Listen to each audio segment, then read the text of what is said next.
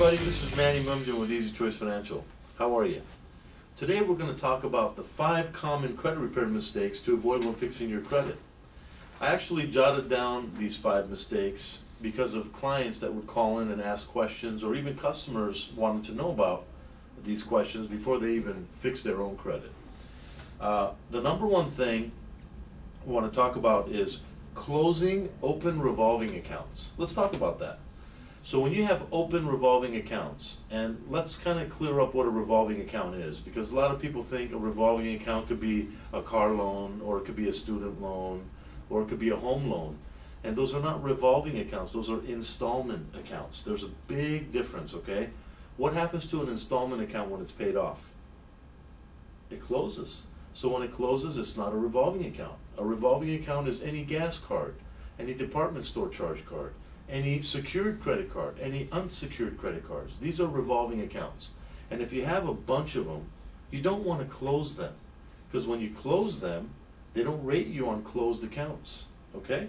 So the second thing that we want to talk about is using templated letters for your disputing. A lot of people go online to do research when it wants to come to disputing their own information. And they get these letters and they're templates online. That means that millions of people could be using the same letter, guys, okay? So if you're going to use those templated letters, they're not going to work. Because the first thing the credit bureaus do is they examine the letters that are being sent to them. And they're seeing if it's actually coming from the consumer, or is it coming from somebody that is using the same type of letter, like a company, okay? So that's one of the biggest mistakes. Do not use templated letters.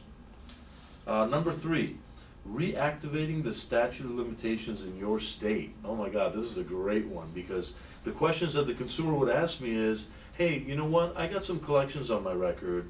They're really small accounts. I can take care of them on my own. They actually think that that's fixing their credit, taking care of their own collections. Well, let me just tell you this. If it's a collection and it's 2 or 3 years old, or whatever the case is, it's sitting dormant because you haven't paid it. As soon as you make a settlement on that account and pay it, you just reactivated the statutes. It's going to stay back on your credit again as a settled account. So why would you even want to do that when there's errors that we find as a professional credit repair company, and we can get things removed for you because they're not reporting it correctly? So please be aware of these things. These are big mistakes that you can make before you end up talking to a respectful credit repair company. Number 4. Not disputing in the correct order. So consumers would call us and they would talk about, what steps should I take? I mean, who do I dispute with first? A lot of people think that they can go online and dispute for free, which is going to be helpful to them. Guys, I want to tell you, when it comes to disputing, yes, you do want to dispute with the credit bureaus first, but you also want to dispute in a way where you actually have documentation. Okay, if you go online, you don't have any documentation, and it's their word against your word. How are you going to prove that you actually made the dispute? Are you going to save all your IP addresses and everything that you use? No, you're not, because you probably don't even know what that is.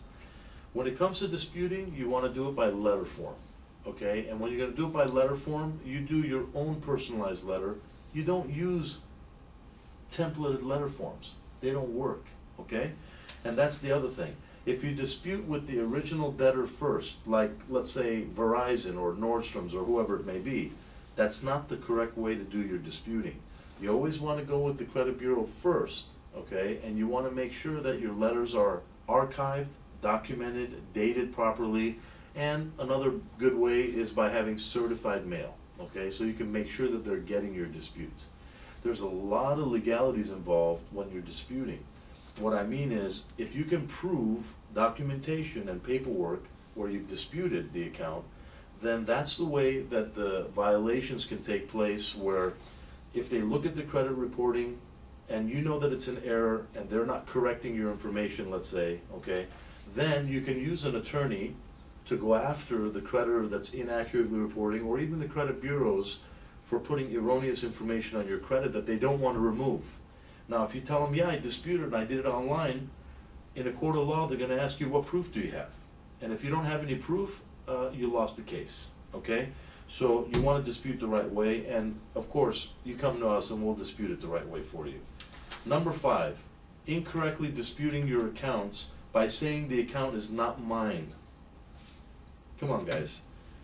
When the account is being disputed, if you're saying that it's not your account and it actually is your account, let me just tell you, first of all, if it did come off by deletion, it's going to come back, because they're going to find out that it is yours after a while and they're going to pop it right back on. So a lot of consumers ask us, hey, is your work that you guys do permanent, or does the stuff come back? Well, let me tell you, the way we do it is permanent, because when we dispute, we're not disputing if it's yours or not. We're disputing the right way by finding how they're reporting the information. If it's reported an error, we're going after the error, folks, and we're having it documented and archived, just in case our attorneys need to step in for you and go after the creditors or the reporting agencies for any violations that they did. Okay, so this is very, very helpful information for you. These are the 5 common mistakes that we found that a lot of the customers are talking to us about, and asking us, you know, how we would approach the disputes. And I hope this was helpful information for you guys, and it definitely helped you.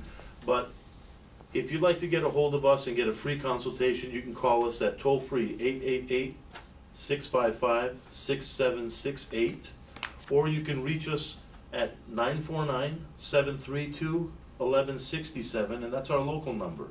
You can also reach us online at www.ezchoicefinancial.com, and I'm sure that will be on the screen for you in just a minute. But thank you again for your time, and stay tuned for next week. Have a great day.